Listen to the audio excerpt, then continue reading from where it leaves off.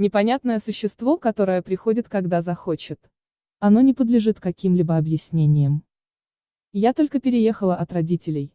И тем же вечером немного пора складывала вещи. После лениво легла на диван и начала лазить в телефоне. Я начала переписываться с другом, рассказывая в подробностях, как переезжала, что успела уже потерять, и как буду действовать дальше. Я уже почти доварила пельмени. Как вдруг мне в дверь постучали. Кого могло ко мне привезти в 11 часов вечера? Удивилась я. Подойдя к двери, я спросила: «Кто? Тоже не спится?» Получила я в ответ. Первый раз слышу, чтобы так говорили из-за двери.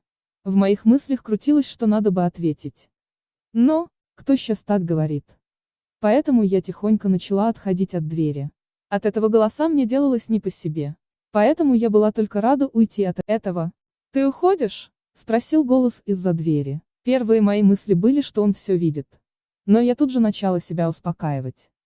«Надо же, этот человек так хорошо слышит», — говорила я сама себе. И вот начались стуки. Все сильнее и сильнее.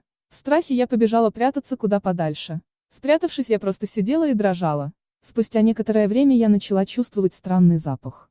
Точно я вспомнила, что оставила пельмени без присмотра. Все стуки исчезли.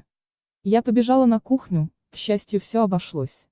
Утром я услышала звонок в дверь. Это была полиция. От нее я узнала, что моя соседка умерла этой ночью.